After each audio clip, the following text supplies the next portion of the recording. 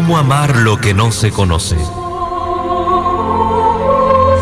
En el esplendor de la verdad presentamos Creo, Señor, yo creo.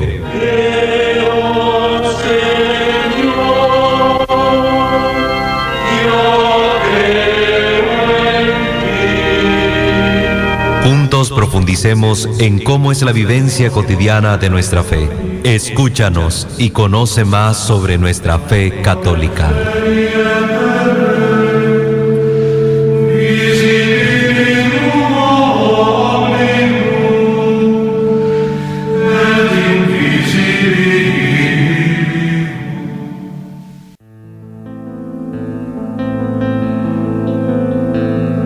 Ahora más que nunca y contra la opinión de tantos, entre voces de ultratumba y sus acordes camuflados, poemas y lisuras siempre oscuras. Muy bien, queridos hermanos, sean bienvenidos a esta nueva edición de su programa Creo, Señor, yo creo. Hoy vamos a tocar el tema ¿qué dicen los escritos del Nuevo Testamento sobre la Santísima Virgen María?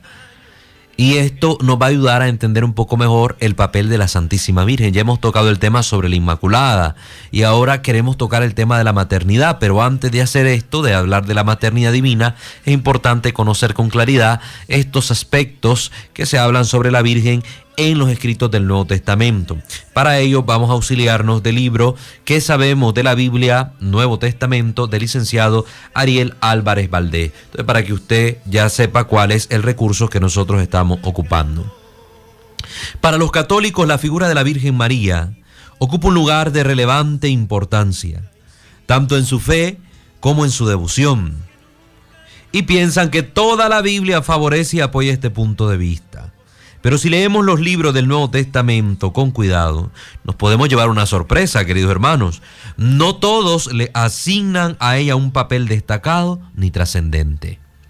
Hoy sí lo vemos así en nuestra fe. María es una figura preponderante.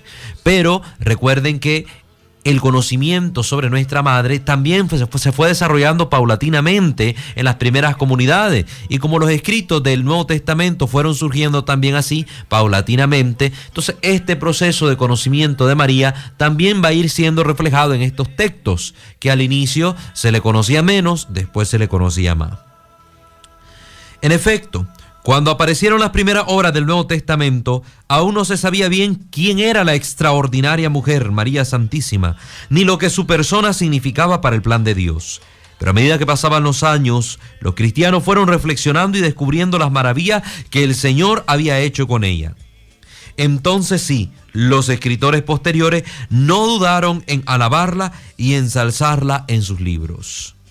Sí, nosotros nos ponemos a pensar en esto, nos vamos a dar cuenta de que realmente esto es lo que ha acontecido. María ha sido una figura tan hermosa, un tesoro tan hermoso, que hay que irlo descubriendo poco a poco para poderlo gozar y saborear, ¿verdad? Es como cuando usted mira un pastel hermoso, ay, ya se lo quisiera comer todo, pero no lo disfruta si no va comiéndolo pausadamente. Entonces así es esto también. Miremos en primer lugar esto sobre María. Podemos hablar de un subtítulo, María la ignorada. María la ignorada. Suena fuerte, pero vamos a ver por qué. Los primeros escritores del Nuevo Testamento, especialmente el apóstol Pablo, cuando redacta sus cartas, empieza a impregnarlas sobre la buena noticia de Cristo, el Evangelio de nuestro Señor. Y en ellas hay 3 referencias al nacimiento de Jesús, pero nunca se habla directamente de María. ¿Sí? Solo de pasadita se menciona a esta persona, la Virgen Santísima. La primera referencia la encontramos en la carta a los Filipenses, donde sostiene Pablo que Jesús nació a semejanza de los hombres, Filipenses 2:7. Es decir, que al hablar de la semejanza de los hombres, es decir, que tuvo que tener madre, nacer en la carne, tener esto tan importante como es una mamá en su vida. Entonces, nació a semejanza de los hombres, Filipenses 2:7. La segunda es en la epístola a los Romanos, donde dice que Jesús nació como hombre de la familia de David. Y esto es importante para que podamos entender que tanto José como María venían de la familia de David. Eso está en Romanos 1:3. Y la tercera, que es la más explícita, la encontramos en Gálatas 4:4, famosa cita de Gálatas 4:4. Cuando llegó la plenitud de los tiempos, Dios envió a su Hijo nacido de mujer, ¿verdad? este título famoso que ya lo hemos abordado en el capítulo pasado. Mujer. Vemos pues que Pablo no menciona de manera directa jamás a María, ni enseña el nacimiento virginal de Jesús. Quizás lo ignoraba, o prefirió simplemente pasarlo por alto por no considerarlo un dato de relevante importancia para el anuncio del Evangelio. El hecho es que Pablo se centró únicamente en la muerte y la resurrección de Jesús, querido hermano. Esto entendámoslo. Se centró Pablo especialmente en la muerte y en la resurrección de Jesús. Todo lo demás quedó relegado a un segundo plano. Por eso no se habla de la infancia, por eso tampoco Pablo hace mención de José, tampoco hace mención de todos estos episodios que conocemos por los evangelios, porque se centró únicamente en este mensaje principal. Cristo nació, murió y resucitó por nosotros para nuestra salvación. Un segundo momento lo vamos a encontrar en el Evangelio de Marcos, donde María aparece como la desfavorecida. Y vamos a comprender por qué. Luego del apóstol Pablo escribió San Marcos. Es el primero en llamarla María y la menciona en 2 episodios de su evangelio. Sí, le da este nombre a la madre del Señor, María. ¿Cuáles son estos 2 episodios donde se mencionan? En uno, la presenta junto a los hermanos de Jesús. Vamos a aclarar también este tema de los hermanos de Jesús en los programas siguientes. Es decir, que presenta a María junto al resto de la familia y cuenta cómo un día Jesús estaba predicando en una casa del pueblo. Entonces su familia, que creía que estaba loco por las cosas que enseñaba, fue a buscarlo para llevárselo. Esto lo encontramos en el episodio relatado en el capítulo 3, versículo del 20 al 21. Capítulo 3, 20-21. Al llegar, le avisaron que su madre y sus parientes lo buscaban afuera, pero él les contestó: ¿quiénes son mi madre y mis hermanos? Y mirando a los que estaban sentados a su alrededor, dijo, señalando con la mano: estos son mi madre y mis hermanos, los que cumplen la voluntad de Dios. Eso lo llamo, ¿verdad?, en el capítulo 3, versículo 31 al 35. Este relato de Marcos resulta poco favorable para la familia de Jesús y para María. Ella aparece unida a un grupo de parientes que aparentemente no comprenden la misión de Jesús. Y Jesús se lo ve tomando distancia de ellos y considerando en cambio a sus oyentes como su verdadera familia. El segundo episodio donde aparece María en Marcos es aquel en el que Jesús entró a predicar a la sinagoga de Nazaret. Los presentes, asombrados, comentaban: ¿y de dónde ha sacado esta sabiduría y este poder para hacer milagros? ¿No es este el carpintero, el hijo de María? ¿Y no son acaso sus hermanos Santiago, José, Simón y Judas? ¿Y no están sus hermanas también aquí entre nosotros? Y se escandalizaban de él. Jesús entonces les dijo: un profeta solo en su tierra y entre sus parientes y en los de su casa es despreciado. Esto lo encontramos en Marcos 6:1-4. Estas palabras de Jesús confirman la opinión desfavorable que Marcos tenía sobre la familia de Jesús, pues reiteran que sus parientes y los de su casa lo despreciaban. Los biblistas han encontrado un motivo a esta actitud de Marcos. Y es que en los primeros tiempos parece que los parientes de Jesús creyeron que eran los únicos con derecho de ser los dirigentes de las comunidades, como pasaba con el sacerdocio del Antiguo Testamento, y que también lo vimos acontecer en la religión musulmana con los parientes de Mahoma, que pensaban que se heredaba este puesto por herencia familiar debido a los lazos de sangre. Entonces Marcos inserta estas frases en su evangelio acerca de Jesús y su pariente a fin de aclarar que la familia del Señor se integra y a ella se ingresaba únicamente por la escucha de la palabra del Señor y no por los lazos de sangre. Esta es la razón fundamental. Vamos pues a ir a una pausa, a la primera pausa, y luego vamos a ver cómo la tratan los demás evangelistas, cuando ya le empiezan a considerar, por ejemplo, con Mateo, y luego vamos a ver con Lucas qué sucede. Muy bien, vamos a la pausa y volvemos. No cambien la sintonía.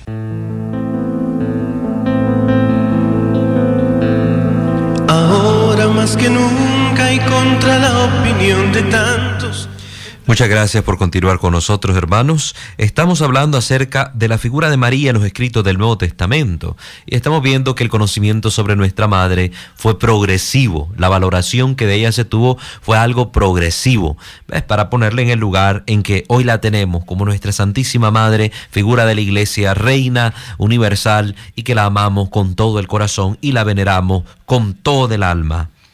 Ya vemos entonces cómo ha pasado por los escritos de Pablo, donde la importancia era la muerte y resurrección de Cristo, y es mencionada la Virgen solo de pasada.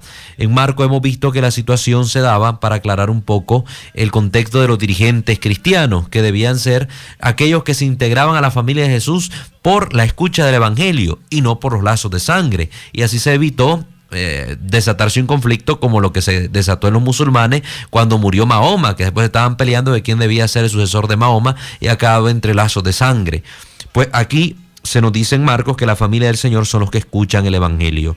Luego ya vemos un poco más adelante, cuando se empieza a escribir el Evangelio de Mateo, años más tarde, y vemos que las cosas fueron cambiando, las fricciones se fueron limando. A su vez comenzaron a preguntarse más sobre el nacimiento del Señor, los cristianos, y como fruto de estas reflexiones descubrieron también el rol importante que María desempeña en él. Fue entonces cuando le tocó a San Mateo escribir su Evangelio. El primero que nos aporta detalles de la infancia de Jesús, lo podemos ver en los capítulos 1 y 2. Cuenta que el niño no fue concebido con la ayuda de José, el esposo de María, sino por obra del Espíritu Santo, es decir, sin intervención de varón alguno. Con esto, la comprensión de la figura de María y su papel trascendente en la obra de Dios evolucionó enormemente. Pero en Mateo, María todavía desempeña un papel secundario. El personaje central en la infancia de Jesús es San José y no María. Si ustedes leen el Evangelio de Mateo se van a dar cuenta de esto. A él es que el ángel le anuncia el nacimiento de Jesús. Versículo 20 del primer capítulo. A él le encomienda ponerle el nombre cuando nazca, tarea fundamental en la mentalidad bíblica. Capítulo 1, versículo 21. A él le advierte el ángel que huya a Egipto cuando querían matar al niño Jesús. Capítulo 2, versículo 13. Con él se comunica el mensajero divino para que regresen a Israel. Capítulo 2, versículo 20. María, en cambio, no dice una sola palabra, no hace nada y se la menciona casi de paso. Simple y sencillamente para decir que María es la madre de Jesús, esposa de José, en referencia a San José. Pero hay un gran paso, por lo menos se nos habla de ella un poquito más. María la rescatada, dice aquí el licenciado Ariel Álvarez Valdés, hablando ahora acerca del Evangelio de Lucas, ¿verdad? Vamos a ver, los dos episodios de Marcos también son relatados por Mateo. Bueno, vamos a terminar de decirlo de Mateo antes de entrar a Lucas. Pero como este tiene una imagen positiva de María, ya no tiene el pleito de ver que los lazos de sangre son los importantes para ser los que dirijan la iglesia. Entonces, para evitar el trato poco amable de Marcos, buscó modificar los dos textos mencionados. Y dice Mateo en el capítulo 12, versículo 46 al 50. ¿Qué es lo que dice? En este primero, eliminó la indicación de que la familia de Jesús pensaba que él estaba loco. De modo que María y sus parientes, en el Evangelio de Mateo, van a buscarlo a la casa no porque creían en él, sino para escucharlo porque eran verdaderos discípulos suyos, al igual que los demás oyentes que estaban en ese momento con él. Sí, se entiende. En Marcos, los parientes lo fueron a buscar porque pensaban que estaba loco y se lo querían llevar a la casa. En Mateo, los parientes lo fueron a buscar para convertirse en sus discípulos. También en el otro episodio, ¿verdad?, que encontramos en Mateo 13:58, ¿qué es lo que sucede? En el segundo episodio, donde Jesús es despreciado como un profeta en Nazaret, Mateo puso en la queja de Jesús un profeta despreciado solo en su tierra y en su casa. O sea que Mateo suprime aquellas palabras donde era despreciado entre sus parientes. Ya no dice que es despreciado entre sus parientes, para que estos, entre los cuales estaba la Virgen María, no quedaran mal parados en la comunidad. Mateo pues presenta un retrato mejorado de María y de la familia de Jesús, pero conserva de ella aún un rol bastante pasivo. Ahora vemos a María la protagonista. Esto sucede en definitiva en el Evangelio de Lucas. Cuando escribe San Lucas, la figura de María de Nazaret adquiere una altura extraordinaria. Esto lo vemos al comienzo del Evangelio, en los 2 primeros capítulos dedicados a la infancia de Jesús. Ahora María será el personaje central y descollante en torno al cual girarán todos los demás acontecimientos. En primer lugar, es a María y no a José, a quien el ángel Gabriel le anuncia el milagroso embarazo. Lo vemos capítulo 1, versículo del 26 al 38. Es a ella y no a José a quien se le encarga ponerle el nombre Jesús. Capítulo 1, versículo 31. Y a diferencia de Mateo, en donde María no habla nunca, en Lucas no solo habla, sino que le pone objeciones al mismo ángel. Empieza un diálogo y le pone objeciones. Pero ¿cómo va a hacer esto si yo no conozco varón? Lo vemos Lucas 1:34. Y mientras en Mateo la concepción virginal es apenas un dato mencionado de pasada en un versículo, en Lucas el ángel explaya largamente este tema. Lo vemos en el capítulo 1, versículo 30 al 35. La concepción virginal que es tan fundamental en nuestra fe. Además, María recibe el nombre de la Quejaritomene, la llena de gracia, la Panagia, la toda santa. Capítulo 1, versículo 28. Un título único en todo el Nuevo Testamento. Solo María Santísima en todo el Nuevo Testamento tiene este título, la Quejaritomene. Con esto, Lucas coloca a la Virgen en un plano excepcional entre todas las criaturas humanas. Dios tiene necesidad de María y no habrá nada y no hará nada sin su consentimiento. Miren qué bello, Dios siempre se hace necesitado del hombre. Como decía San Agustín, esta famosa frase: el Dios que te creó sin ti no puede salvarte sin ti. María, pues, es un gran ejemplo. Lucas no termina con estos episodios para hablarnos de María. Hay más elogios para María. Cuando va a visitar a su pariente Isabel, recibe la alabanza: bendita entre todas las mujeres. Una alabanza proclamada en boca de Isabel, llena del Espíritu Santo. Es decir, es el Señor el quien le dice esta alabanza. Lucas 1:42.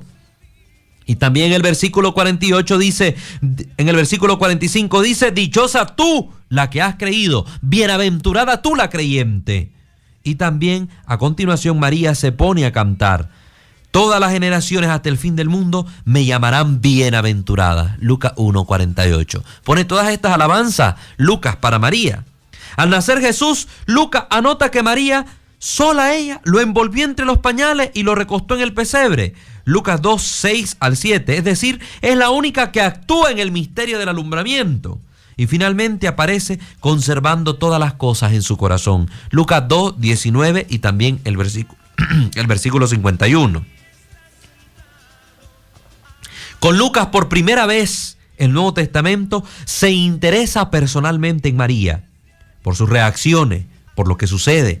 Por primera vez aparece en escena no ya de un modo pasivo y secundario como en Mateo, sino cuestionando, respondiendo, dialogando, consintiendo, corre a prisa, canta, se extraña, se maravilla, sufre angustiosamente y aparece sobre todo como modelo de vida de creyente y de mujer atenta a la palabra de Dios. Miren qué interesante lo que hace Lucas.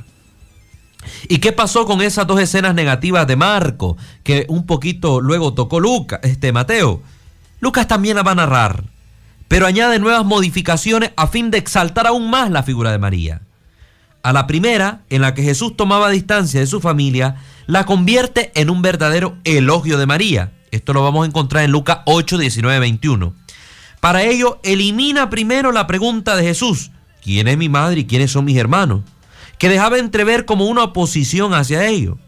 Luego suprime el gesto que hace Jesús, señaló con su mano hacia sus discípulos, que marcaba un contraste entre su familia carnal y sus seguidores.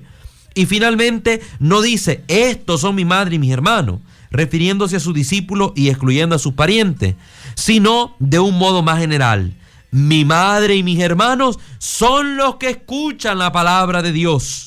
Pero como antes había mostrado a María totalmente entregada a escuchar la palabra de Dios, Lucas con estas palabras, ¿qué es lo que hace? Que suena implícitamente que María es una verdadera creyente, discípula y fiel del Señor, y a ella implícitamente se le da esta como una alabanza a la Madre del Señor. Entonces, esto es importante, ver que Lucas alaba a María por ser verdadera discípula del Señor. Vamos a ir a una pausa y luego venimos con lo siguiente para que sigamos avanzando en este hermoso tema.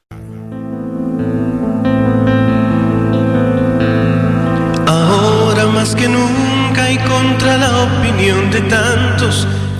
Gracias por continuar en nuestra sintonía. Estamos hablando acerca del papel de la Santísima Virgen María en los escritos del Nuevo Testamento y hemos ya revisado un poco lo que son las cartas del apóstol Pablo. Hemos visto la figura que ocupa María en el Evangelio de Marcos. Hemos visto también cómo la trata Mateo, donde ya empieza a aparecer un poco más exaltada la figura de María. Y ahora en Lucas es un rescate total de la figura de la Virgen, donde ha sido puesta con una gran preponderancia. Y hemos visto el primer episodio donde Marcos pues hablaba mal de los parientes del Señor, luego que Mateo vimos que ya no habla mal de ellos, simplemente están ahí, los pone como discípulos del Señor. Ahora vemos Lucas que resalta en estos episodios la figura de los parientes, exaltando sobre todo a María. En la segunda escena en la que Jesús es rechazado en Nazaret, en el Evangelio de Marcos, donde se había puesto en labios del Señor, aludiendo directamente a sus parientes, que un profeta solo es despreciado en su tierra y entre su pariente y en su casa. ¿Recuerdan Marcos 6:4? Mateo más tarde suavizó la expresión y puso solo en su tierra y en su casa, Mateo 13:57, olvidándose de los parientes, pero mantenía la casa y la palabra desprecio.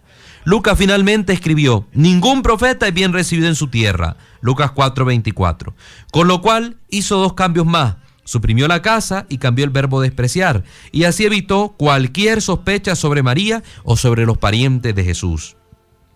A estos dos episodios de Marcos, Lucas agregó otros dos, de manera que su evangelio contiene 4 pasajes con referencia a María fuera de la infancia de Jesús. Miren qué importante.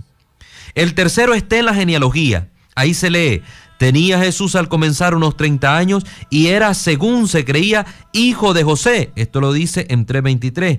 Al decir se creía, hace una clara alusión a la concepción virginal que ya había asumido plenamente en su evangelio, donde sabemos que la madre es María, pero que el padre es Dios.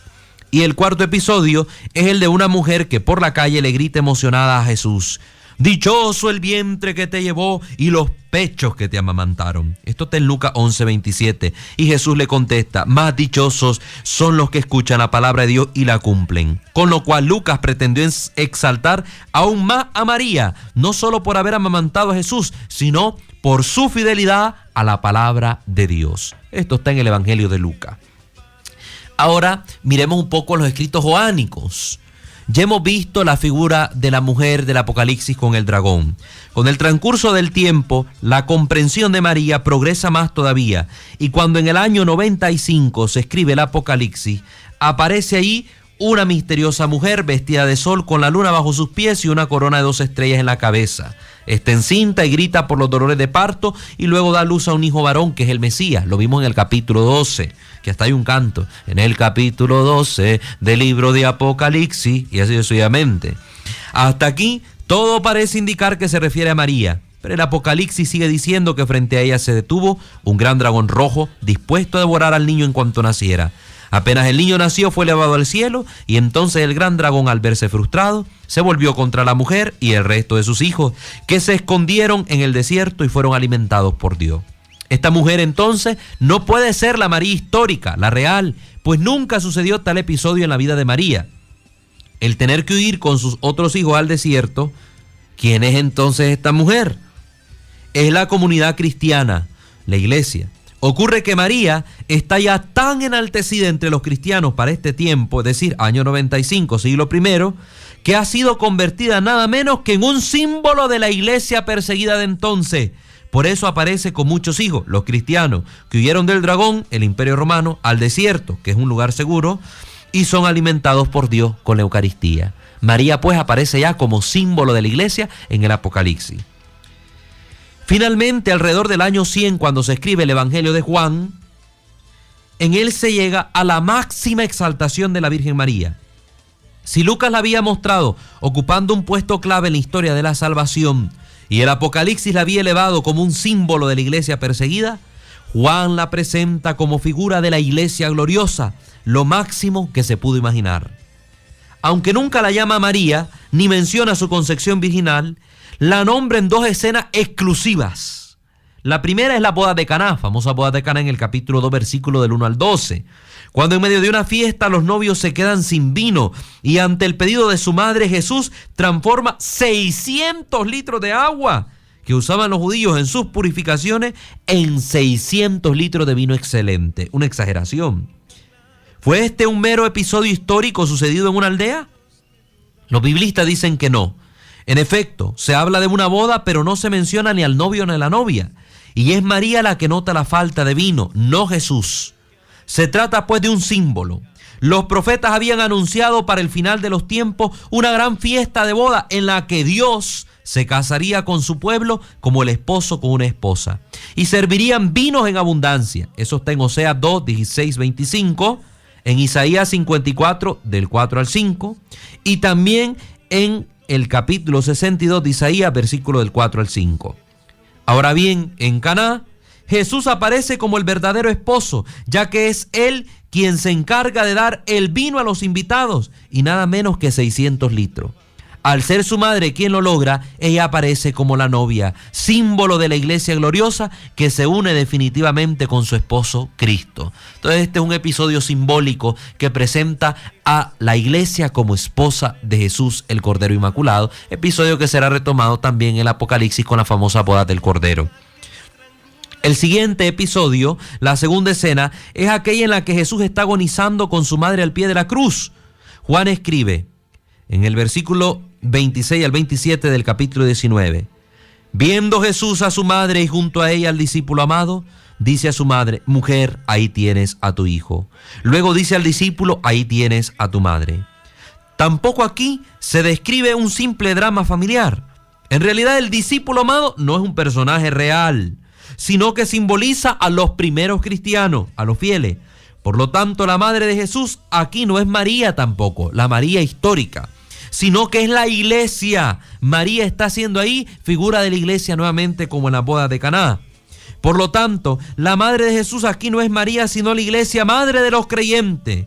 Por eso a Jesús, que es el nuevo Adán, le abren el costado con una lanza y le brota sangre y agua, símbolo del nacimiento de su esposa la iglesia, como a Adán le habían abierto el costado para que naciera Eva, su esposa. ¿Están comprendiendo la Biblia? Esto es hacer exégesis bíblica, hermano, no andar como locos diciendo locuras ahí en la calle, como muchas veces lo hacen los protestantes, que leen textualmente la Biblia y no saben lo que significa.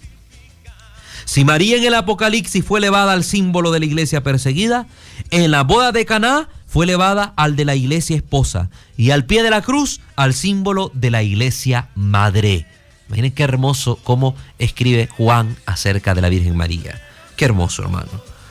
A los autores del Nuevo Testamento no les resultó fácil entender a María. Tuvieron que evolucionar lentamente y las huellas de esta evolución quedaron plasmadas en sus libros. Desde aquel extraño episodio donde ella parece no entender a su hijo Jesús, hasta los relatos donde se le muestra como la figura cumbre de la historia de la iglesia. También hoy entre los cristianos existen distintas posturas frente a la Santísima Virgen María. Unos las miran con indiferencia. ¿Y quién es esta? Dice. Si fue simplemente una vasija, un vaso, un instrumento. Otros la tratan con recelo. Algunos veneran su virginidad y su grandeza, pero para su vida de fe solo desempeña un rol pasivo. Es decir, otros allá ahí la tienen María. Sí, María es la madre de Jesús, pero de ahí nada más. Otros tienen un trato activo con ella mediante la oración, pero sin pasar de ello. Sí, la buscan, le oran, pero hasta ahí nomás. Y están, en fin, quienes han descubierto que no basta con rezar a María, sino que se la debe tomar como ejemplo de vida y procurar imitarla. Aquellos que se consagran a María Santísima.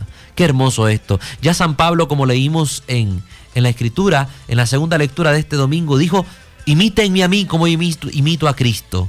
¿Cuánto nomás se puede aplicar estas palabras a la Virgen María? Imítenme a mí como yo imito a mi Hijo. Y es que la Virgen María se nos presenta como modelo insigne de discípula, de creyente, de mujer alegre, llena del Evangelio, de mujer servicial, de mujer atenta y fiel a la palabra de Dios, de mujer de escucha. ¿Cuánto nomás nos sirve ella como modelo y ejemplo? Todos debemos llegar a esta etapa final, pero mientras tanto debemos tener mutuamente paciencia, la misma que Dios tuvo con quienes escribieron sobre ella en el Nuevo Testamento. Vamos pues a una pausa para volver al bloque final de nuestro programa. bloque en el que vamos a rifar el catecismo. Así que atento, les repito los números de nuestra radio, para que usted después de la pausa llame. 2714-0660 y 2713-9940. Repito, 2714-0660, 2713-9940.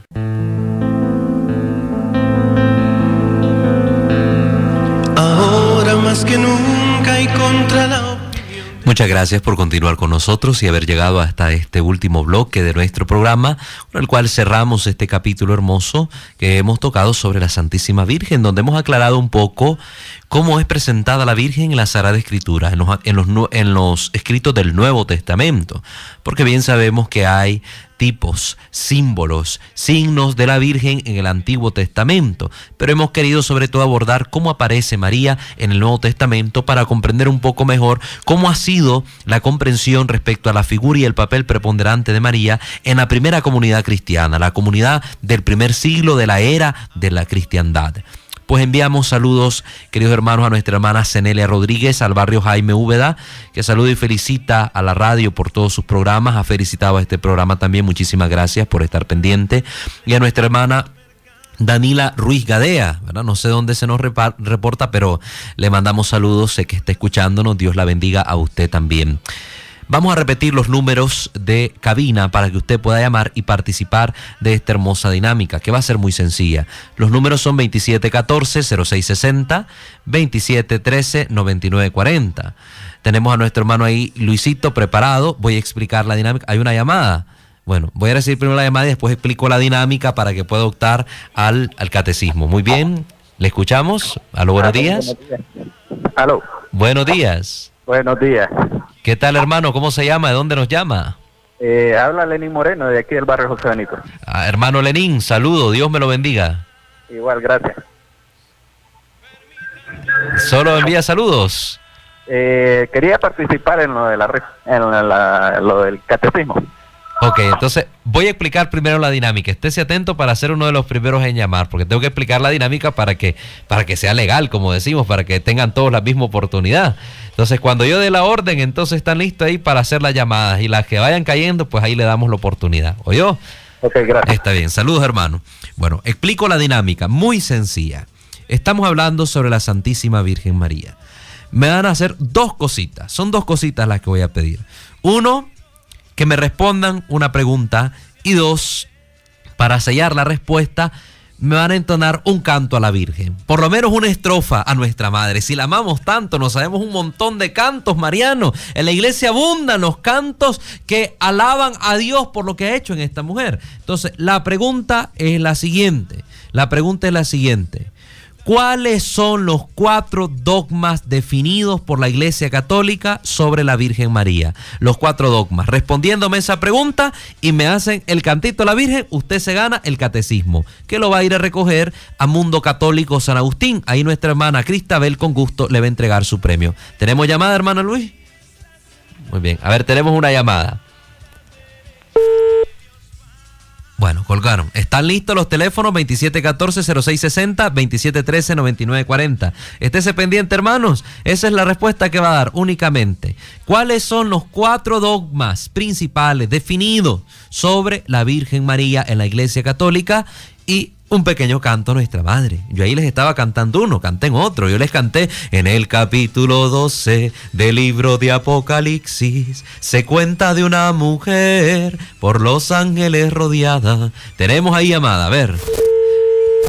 Se nos están cayendo. No tengan miedo, hermanos, si de todos modos no es examen. Así que no me preocupe, simple y sencillamente va a participar de una pequeña rifa y se gana usted el catecismo de la Iglesia Católica.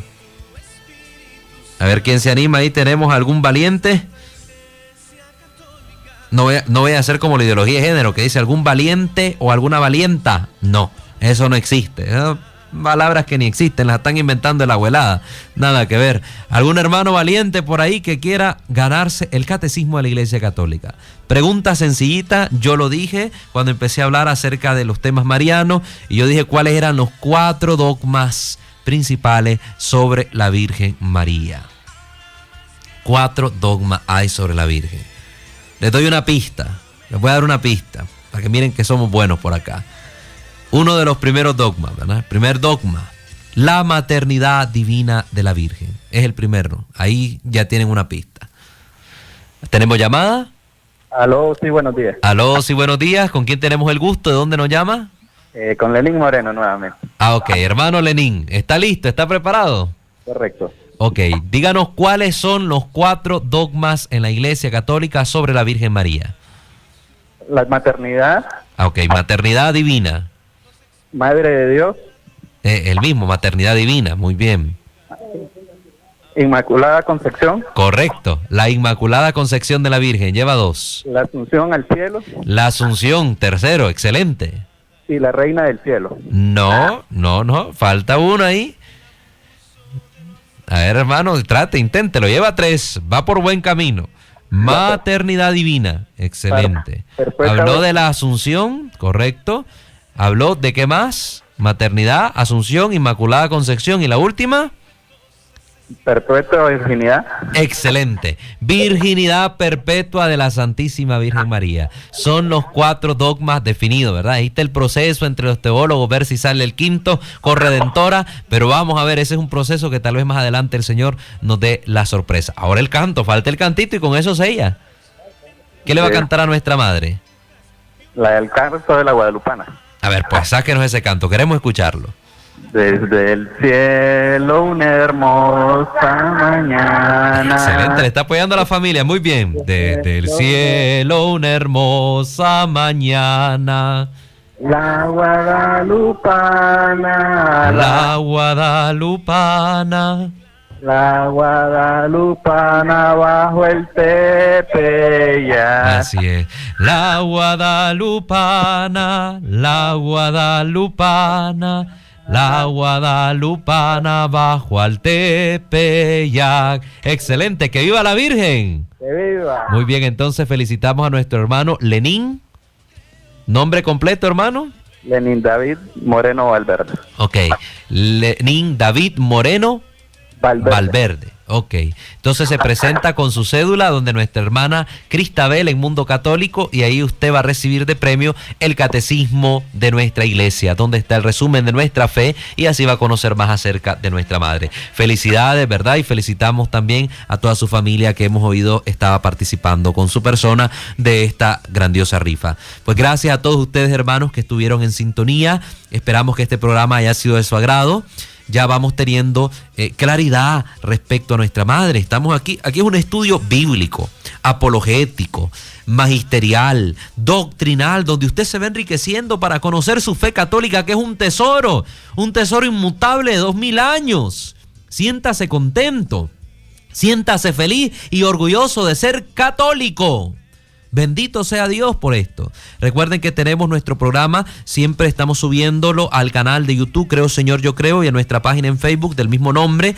Y tenemos también un programa de reflexión cristiana ahí en Reconstruye TV, que se transmite por Televisión Canal 21. Y también este programa es retransmitido los sábados a las 7 de la mañana aquí por Radio Católica El Esplendor de la Verdad, y los domingos a las 8 de la mañana por Televisión Radio 94.9, para que usted lo sepa también. Tenemos otra llamadita ahí, hermano, ¿me quiere saludar? Aló, sí, buenas. Aló, buenos días. Buenos días, ¿con quién tenemos el gusto? Con Danila Ruiz Gadea. Ah, nuestra hermana Danila, ¿de dónde se nos reporta? Yo la escucho aquí en el barrio Van López. Ah, un gusto, hermana, gracias por estar sintonizando también nuestro programa. Sí, este programa es muy bonito, yo todos los sábados lo escucho. Muchísimas gracias por estar pendiente en el reprise. Muy bonito porque se aprende bastante. Bendito sea Dios, esperamos que eso sea lo que siempre se logre con esto, una utilidad para el aprendizaje y el conocimiento de nuestra fe, para poderla amar, porque nadie ama lo que no conoce. Y reafirmamos más nuestra fe. Muchas gracias, ore por nosotros y cuente también con nuestra oración. Dios me la bendiga, buen día. Entonces, hermanos, ya saben que este programa está ahí para ustedes. Este miércoles de ceniza, por favor, vayamos a la Santa Eucaristía. Es cierto que coincidió con el día de San Valentín, pero más importante que el Día de los Enamorados es iniciar la Santa Cuaresma. Ese día la Iglesia nos manda a observar el ayuno y la abstinencia de carne. Así que la cena romántica téngala el 13 ¿verdad? O téngala el 15, pero el 14 pues a punto de sopa de rosquilla o una maruchan en la noche, como oí a alguien decir por ahí, ¿verdad? Pero cena romántica con carne, ningún tipo de carne, querido hermano, oyó, ni humana, ni tampoco de comer de la cocina. Así que vaya a la Santa Eucaristía, reciba la ceniza y haga su penitencia. Más adelante ojalá Dios nos dé tiempo para tocar todos estos temas que los quiero tocar con ustedes en el aspecto litúrgico. Se supone que el programa va a tocar aspectos litúrgicos. Espero poderles explicar también esos tipos de significados de estos gestos y ritos de nuestro programa. Dios me los bendiga. Estuvo con ustedes su servidor en Cristo, el seminarista Walter Fajardo, y en controles nuestro hermano Luis Montenegro. Bendiciones para ustedes. Feliz semana. Gran se estimula que todos seamos villanos.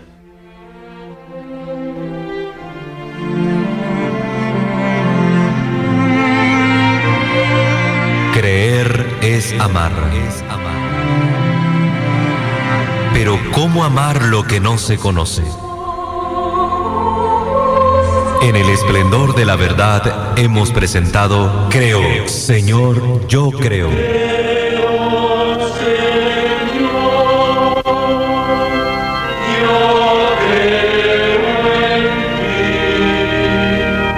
Donde juntos profundizamos en cómo es la vivencia cotidiana de nuestra fe. Acompáñanos el próximo lunes a partir de las 10 de la mañana.